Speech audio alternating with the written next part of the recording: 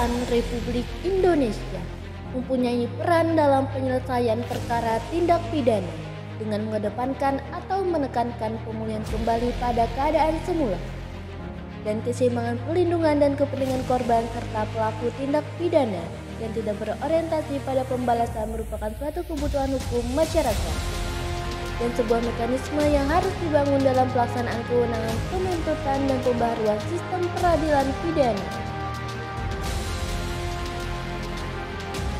Atas pertimbangan hal tersebut, Kejaksaan Republik Indonesia berinovasi dengan memperkenalkan kepada masyarakat penghentian penuntutan berdasarkan keadilan restoratif. Peraturan Kejaksaan Republik Indonesia Nomor 15 Tahun 2020. Selama tahun 2022, Kejaksaan Negeri Hulu Sungai Tengah sendiri telah melaksanakan penghentian penuntutan berdasarkan keadilan restoratif kepada 7 tersangka. Pertama, Haryanto bin Sarni melanggar pasal 44 ayat 1 Undang-Undang Nomor 23 Tahun 2004 tentang penghapusan kekerasan dalam rumah tangga.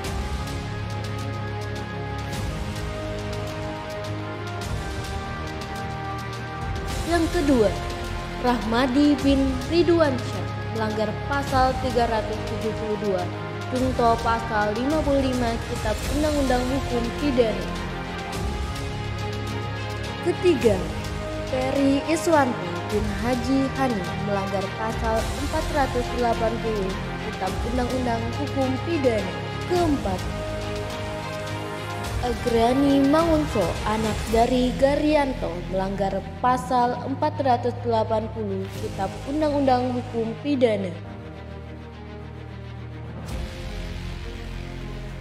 Kelima, Mas'ad bin Arba'i melanggar pasal 351 ayat 1 Kitab Undang-Undang Hukum Pidana. Keenam, Julfatur Rahman bin Senang melanggar pasal 80 Undang-Undang Nomor 35 Tahun 2014 tentang perubahan atas Undang-Undang Nomor 23 Tahun 2002 tentang perlindungan anak. Ketujuh, Muhammad Supiani bin Mat Ali melanggar pasal 351 subsidiar 212 Kitab Undang-Undang Hukum Pidana.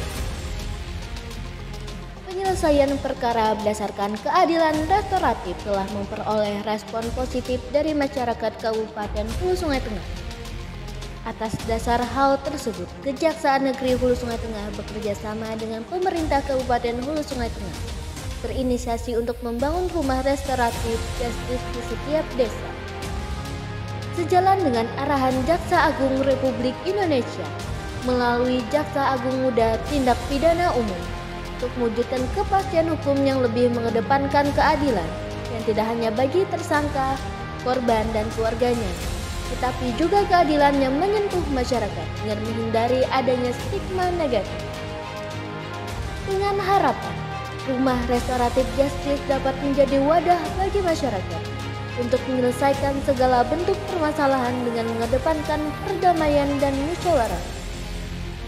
Kejaksaan Negeri Hulu Sungai Tengah bersama dengan pemerintah Kabupaten Hulu Sungai Tengah telah mendirikan total 60 rumah restoratif justice yang tersebar di berbagai kecamatan dan desa di Kabupaten Hulu Sungai Tengah.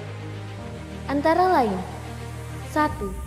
Kecamatan Hantakan sebanyak 12 rumah restoratif justice. Kedua, Kecamatan Batu Benawan sebanyak 14 rumah restoratif justice. Ketiga, Kecamatan Limpasu sebanyak 9 rumah restoratif justice. Keempat, Kecamatan Batangalai Selatan sebanyak 18 rumah restoratif justice. Kelima, Kecamatan Barabai sebanyak 4 rumah restoratif justice. Keenam, Kecamatan Pandawan sebanyak 3 rumah restoratif justice.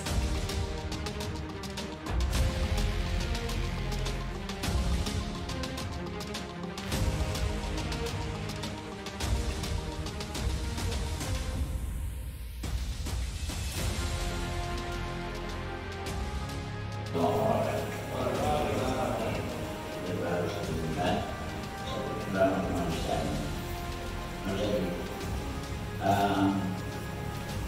Dan saya cuma ingat, saya juga yang emosi ya, saya ingat apa yang dikatakan Rasulullah SAW. Insan yang masalah saya bangsa. Nabi kita manusia itu salah satu karakter bukti. Nah, suasana berat sebenarnya minta maaf. Tidak satu penanganan manusia harus sempurna. Apalagi yang memang. Tapi saya masih bisa kok. Mungkin apakah pengaruh Ramadan atau karena Ramadan. Seandainya masyarakat kita kayak begini semua, selesai nggak? Cuma tidak semua manusia bisa begini. Untuk membina kebersamaan untuk ke depannya. Sekali lagi kita sampai berhati untuk mewakili masyarakat terima kasih. Bisa nangis, tapi saya nangis juga. Walaupun militer itu nggak boleh nangis. Gitu ya, nangis. Tapi saya nangis juga dari itu. Karena apa istilahnya, anak suku dengan ibu, suami dengan istri. Tentunya kalau bagi saya yang berkeluarga ya harapannya belajar. Kalau kami dari Kodim, tentunya apabila nanti ada tim dari kejaksaan ingin sosialisasi, perlu kita sosialisasikan ke desa-desa.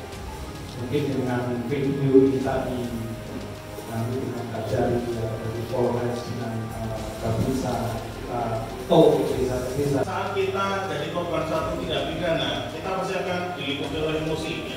Wah, karena saya nggak ada, saya ini harus ini, terus dalam pikirannya membalik dendam.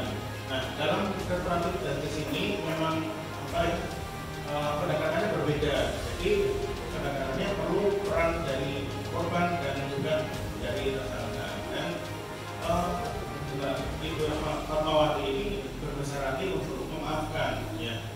Itu sangat luar biasa ya. Dan kami harapkan mungkin kedepannya bisa lebih disosialisasikan dari masyarakat HSD lebih tahu bahwa ini ada rumah restoratif justice dan juga ada proses penyelesaian secara restoratif justice ya.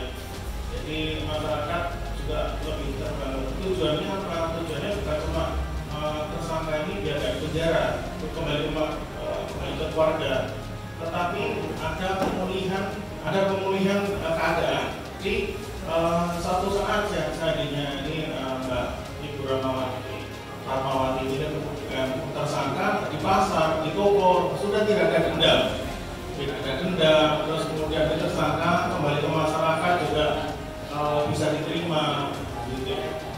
Ini sangat luar biasa. Sehingga pendekatan kemanusiaan sebagai nilai dasar kemanusiaan bisa teraplikasi.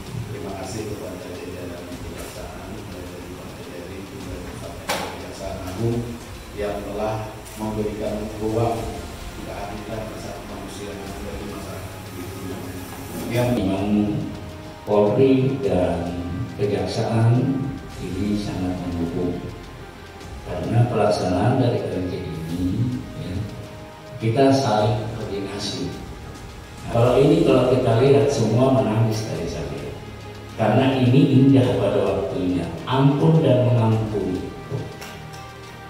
Karena kalau kita tidak bisa mengampuni, bagi Allah tidak akan menerima kita. Jadi ini ampun mengampuni dan ini memperlihatkan kepada kita semuanya indah pada waktunya. Ini waktu yang indah bagi siapa? Bagi kedua belah pihak. Karena bagi yang minta ampun dan mengampuni ini sama. Restoratif justice yang saat ini kalau tidak salah sudah ada 4 orang yang dilaksanakan. Dan tentu beliau sangat mengapresiasi ini. Jadi sangat mengapresiasi daripada Primus Tengah-Tengah. Dan tentunya kalau hal-hal ini terus-menerus akan ada, tentu akan menjadi dampak baik Pak mengenai penghuni yang ada di Rutan Marabaya. Karena pada saat ini penghuni Rutan Marabaya sudah berkisar hari ini 264 orang. Jadi sudah 200% lebih. Jadi yang semestinya di kamar itu diisi 5 orang, diisi dengan jumlah 15 orang. Jadi sudah tidurnya sudah berbeda-beda.